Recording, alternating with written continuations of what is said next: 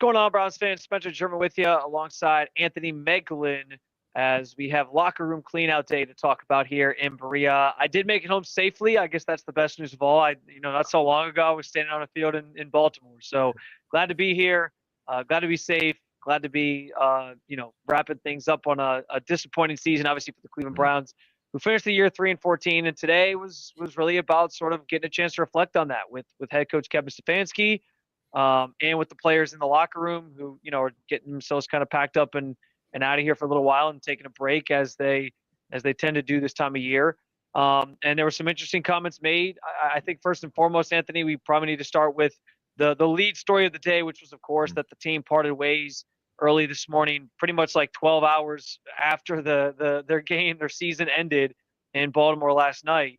12 hours later, they're firing, I almost said head coach, offensive coordinator Ken Dorsey and offensive line coach Andy Dickerson. I wasn't surprised by these moves. I think what's interesting, and we'll talk about this a little bit more after we'll play I want you to respond. We'll play Kevin's comments. And we'll talk about it a little bit more. But the timing of this I thought was interesting for an important reason. But I did think the writing was kind of on the wall for both Ken Dorsey and Andy Dickerson as the season got later on, and you just saw the same problems with the offense and the same problems with the offensive line, on top of the fact that there were stories that Mike Vrabel was kind of assuming the offensive line coaching duties. Yeah, I mean that was the big one to me when that story came out of Mike Vrabel coaching the offensive line. Wait a second, because truth be told, I was pretty excited about the Andy Dickerson hire when it happened because he had done a decent job out in Seattle in his years past, and I was fired up about that one, and frankly, I was pretty fired up about Ken Dorsey. But you and I talked about it a number of times on our channel here, but the marriage between Dorsey and Stefanski was pretty much like fitting a round peg into a square hole, because two totally different philosophies in terms of attacking defenses. And you could see it as the year went on. When stuff started to hit the fan, you could very evidently see that there was no cohesion on offense. Nobody was bought into it. Nobody really knew what to do from an offense perspective. And it bared out, right? You scored 9 points, 10 points in the final 3 games. Obviously, you didn't have good quarterbacks going in either of those games, but the offense was a disaster all year long. And, we commented on it last night, even defense kind of dragged these guys along throughout the year. The offense never came up. And that's the hard part about it. You get very little chances in the NFL to be successful, and the timing was really quick. The body wasn't even quite cold yet on the season before they fired him. The phrase offensive identity, or the word identity, came up a lot today, which is probably going to be a common theme that you'll hear us talk about on this kind of conversation. And so we'll get into that here coming up and what all that means. But I think you hit the nail on the head with Stefanski and Dorsey's schemes and systems just didn't work. They didn't blend well together. We know why he was brought in here, to sort of nurture Deshaun Watson and get the most out of him, which is another part of this change that I think is interesting to get into. But quickly, before we talk about some more, I do want to play you some of the clips from Kevin Stefanski. He was asked a lot about it, but just some of the things that he had to say about why they made the decision, what they're looking for moving forward, and some of his kind of commentary on it. This is never going to be about one person. Let me make that clear. Or in this case, about our one coach or another coach. This is something that we all own. We all share in that, but have to look at all of it. Did you or do you have regrets about giving up the play calling? Yeah, listen, we are where we are. There's decisions that you make every week, every season, seemingly every quarter of a game. And then you learn from those decisions, and you're just always, what I'm always trying to do, as you guys know, is just trying to do what's best for the team. You hire an offensive coordinator, do you intend to kind of take back those play calling duties? Yeah, I'm not even there, Daniel, on that type of decision. It's I want to go through the process of talking to coordinator candidates first.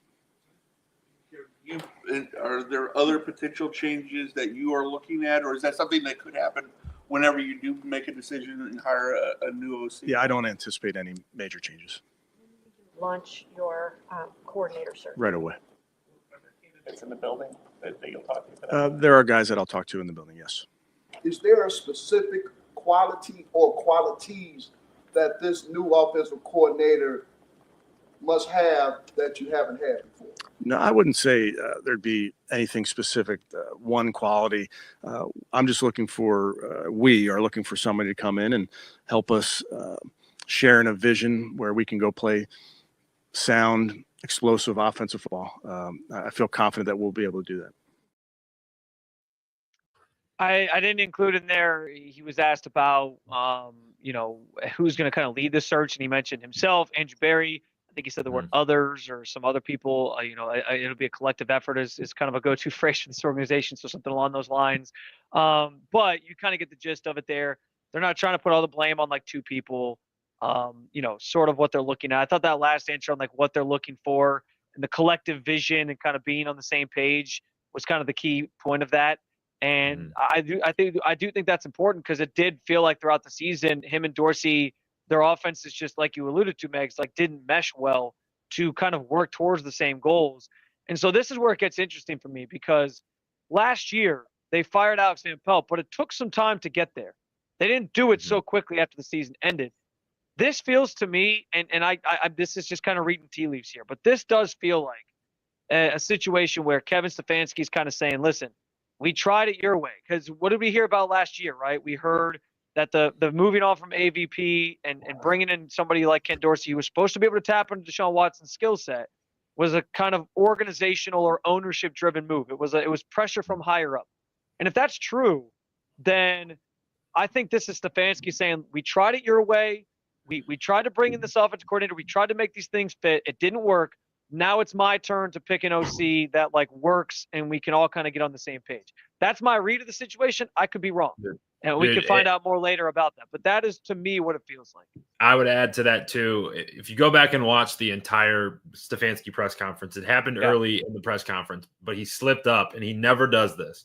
But he slipped up, and he said something along the lines of, I'm taking back control. And, like, it was enough for me to have it on in the background, and, like, I was doing other stuff. And then, I stopped, rewound it. I'm like, he never says that's always we, us, this, always making sure that they're in lockstep. But he made a comment of, like, I'm taking back control. And I was like, wait a second. Like, that was significant enough. Maybe it's nothing. Maybe I'm making something up. But it's certainly in there. You're not alone in that comment, like in sort of feeling the gravity of that comment, because we all talked about it in the media room. I was not caught off guard, but like I was kind of surprised by that. Like it was him sort of saying like, I'm getting some control here to do something. And it does make some sense, like, to do it this quickly. It was like, okay, we tried that. We're doing something different. I want to get like candidates in here as soon as possible. I want to sort of get this thing rolling. We got to figure out what our vision is. And on top of that, like if you're Kevin Stefanski, you're going into this next season understanding like, hey, 3-14 again, I'm gone. Like I'm getting fired. So if I'm going to go out, I'm going to go out with guys that I think are going to put me in the best position to be successful. And if it fails, it fails. But I'm not going to let somebody else kind of decide my fate for me. Dude, it's kind of what happened this year. And think of it too from a player perspective, like Joel Bitonio. You just basically told Joel Bitonio today that you're like, hey, we're getting back to normal. We're gonna get to what Jack Conklin had to say. You're now gonna be able to tell a guy like Myles Garrett and Denzel Ward that, hey, we're getting back to what was working for us. We tried all the other stuff, it didn't work out. We took a big swing, it was a big miss. But now let's get back to the football that we were playing that was producing wins and getting us to the playoffs. And I think that part of it goes to your point of like, hey, they wasted 0 seconds. Like it happened before. It probably happened once the bus pulled into the facility last night. Yeah, they were probably like, "Hey, go get your stuff out of your office as you head out of here." But no, that's all. All that I think everything you're sort of alluding to makes a ton of sense. And yeah, that comment about I'm taking back control certainly stood out in people's minds in terms of like one of the more profound things he's ever said. So yeah, that's what it feels like to me. So we'll see. Again, he's starting the search immediately, but we know there's games going on today. They don't have interviews set up, so we'll see what that process kind of looks like here in the coming weeks. He also did comment, and again, the word identity came up a ton from guys in the locker room, just how the offense lacked identity, getting back to the identity that made them successful the previous years. I thought Kim Stefanski's comments in that regard and the play calling thing were kind of interesting because he said he's not there, obviously, and I wouldn't expect him to be. But my guess is part of if he's taking back control, as he said, like I'm guessing that means like he wants to be the play caller again. And from what I understand from inside that locker room, players they think he's a good play caller and he should be the one calling the plays. And let's face it, that was the offense that was successful here prior to Ken Dorsey coming in. So I do think like that's a big part of this. But getting back to what they did well previously, I think is at the center of all this. And so that's where Deshaun Watson comes into play because we know he's going to be here next year. The nature of the contract basically makes it impossible to move on from him. And so the Browns aren't talking about it like he's not going to be here. But the way that they're sort of framing like what his role is going to look like is what I find interesting. Let's play you this clip from Stefanski. This was him asked directly about, Deshaun's role and if he's a starting caliber quarterback in this league. How much would you look forward to trying to work with him again? I think the biggest thing, like you mentioned, Mary Kay, is he's got to get healthy. That's the most important thing going for him right now, and he's working hard. On those lines, I know after immediate aftermath of this injury, you said that you knew what you had in Deshaun. Do you think that you have a starting caliber quarterback that you can win with in Deshaun? Yeah, again, I think the number one thing for Deshaun, and I've talked to him about this, is he has to get healthy. He's working hard towards that goal.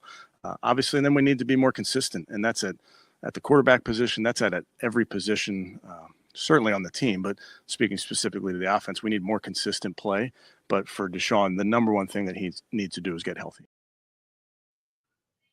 This is one of those instances, Megs, and for those you watching, where it's not about what he did say, it's about what he didn't say.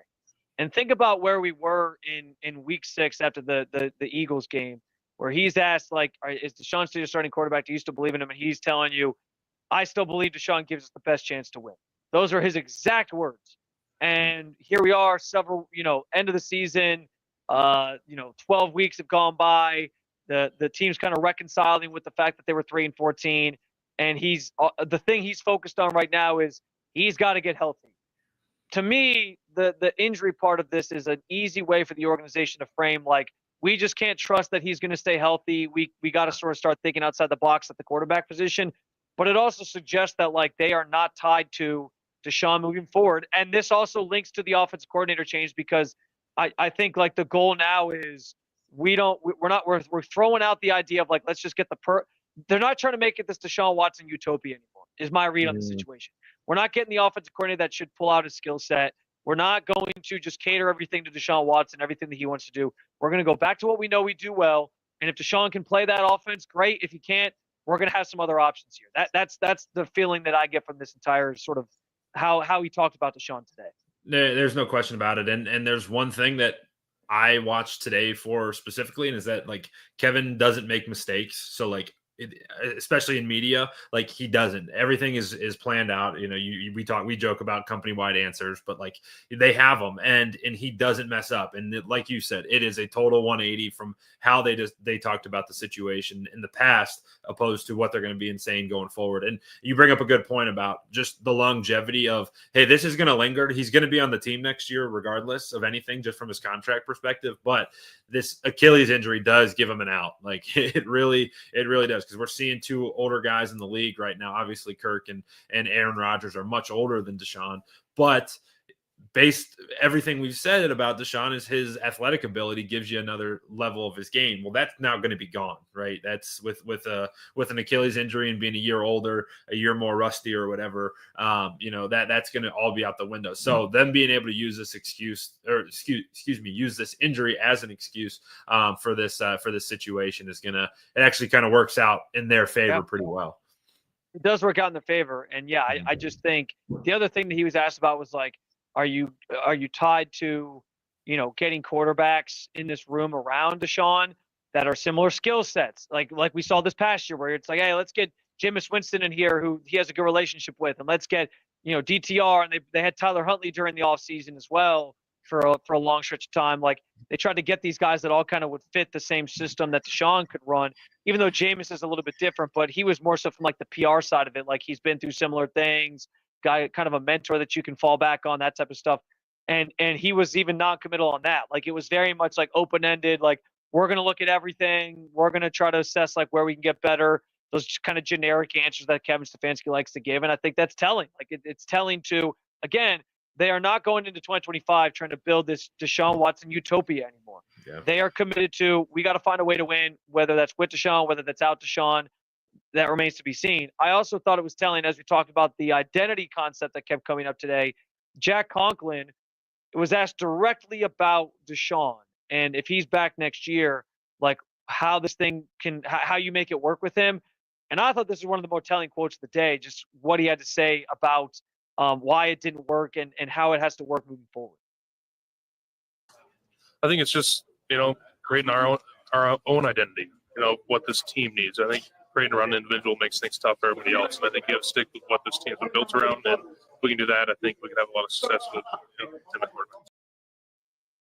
The key part of that was he said, we need to create our own identity. It's about what he kind of emphasized the word team does well.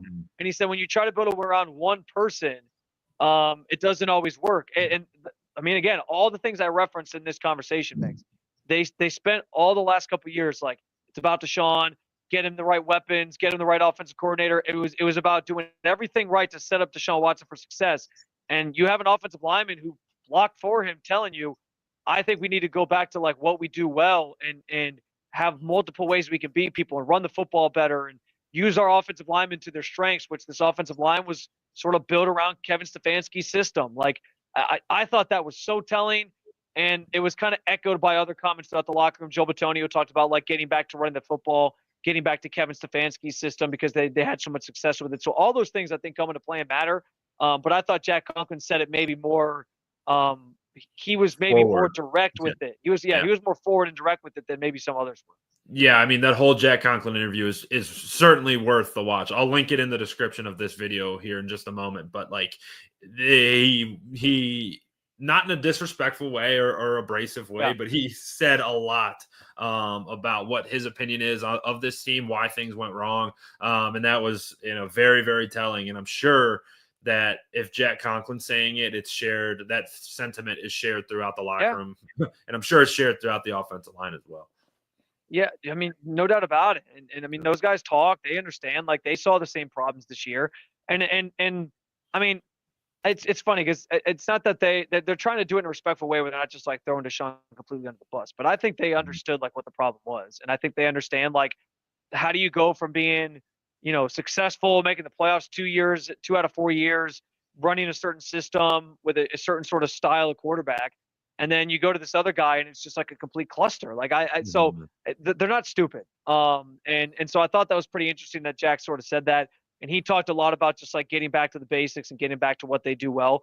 And I do think that is kind of the general assessment of everything that transpired today. The firing of Ken Dorsey, conversations around where they're going to go from here, finding their identity. Kevin kind of kept going back to like, we need to find a way to play explosive offense. We need to find a way to be better. And I think that starts with like him probably assuming the play calling duties again, finding an OC who can bring some contributing ideas to what he does well, and using the team that you build around that to go and have success on the field. Like, you have something that works. And this is why I say I think Kevin Stefanski is part of the solution, not the problem. And I know we got some people commenting saying like they got to fire Stefanski too. I think the success has been there for Stefanski enough to be like, okay, we trust him to get more out of this offense than what we saw this year, and give him a chance to kind of right the wrongs here going into 2025. And what I'm going to be really curious about is when, and he mentioned it in the clip that we even played, that they're going to start their search immediately. So I think it's going to be really interesting to see the names that pop up, right? There's a couple that are going to be obvious. Tommy Reese is probably going to get his name thrown in the hat. There's going to be, if you hear like the name Clint Kubiak come in, I was going to say Clint Kubiak is the one that that kind of came to mind for me because he's in New Orleans and they might have a change of like they could have a coaching change this offseason if they don't stick with I don't even remember. I'm like drawing a blank on his name now, but Rizzy. Yeah, Rizzy. That's right. Yeah, Rizzy. There could be some changes coming there where he becomes available, or maybe he just makes a lateral move and you sort of give him a different title. But yeah, like there's definitely some names out there that are intriguing. Yeah, and I think it'll be very telling of, hey, of the kind of guy he's looking for to either supplement him, and you could say, hey, this guy is definitely going to be like Kevin's calling the plays, and he's going to be more in the background, kind of like how AVP was with it. So we'll see when those names start popping up how that goes. I wonder if that's a dumb comment, but I say AVP, and I wonder if he would ever interview again because it didn't go great in New England this year, but that's obviously never going to happen. Well, yeah, I mean, it depends. I mean, I saw this morning that Adam Schefter was doing like safe or not in regards to coaches. And, he said he was leaning, I think he said like leaning towards safe with Gerard Mayo, which is kind of surprising because I was like, he's only had 1 year. It seems like they identified a quarterback. Like, doesn't he get a second chance to kind of see if they can, the defense is pretty good this year. Like, can't they see if they can get the offense corrected before they just fire him and rip the carpet out from underneath them? But yeah, like I don't know if they're going to change, like have an overhaul there or whatever. I'm sure they won't actually bring AVP back just because he was already here. But you know, I don't. It's not a bad thought by you because it seemed like things were a little bit better when he was here than with Ken Dorsey. That's support right there. That's a good teammate. Yeah. There's no bad ideas. And it's also, but what's also interesting because like, I'm not saying AVP was like calling all the shots or anything, but you've heard like Albert Breer say he was kind of a glue guy for the offense and in the offensive meetings. And so there was something there. There was a good relationship there. And all the problems that we talked about, you and I talked about it, Megs, all the problems that Ken Dorsey brought to the table when he was fired in Buffalo, all those things came to fruition. They didn't run the ball very well. They got too pass happy. And there was just lulls where the offense just looked stagnant and couldn't do anything. And those are all things that the Bills had problems with last year before he got fired. They had that rut in the middle of the season. And they were like, it's time to make a change at offensive coordinator. So like it all came to fruition. So I think it's the takeaway from today is that everything seems to be on the table. And it's no longer about this, like, let's build the perfect offense, system, team, everything for Deshaun Watson. We just got to get back to figuring out what we do well, how we're going to do that, who's going to contribute to that, who's on the same sort of path as us in terms of visions and goals, and what players are going to be part of that. And it all in the name of winning. And that's what it should be.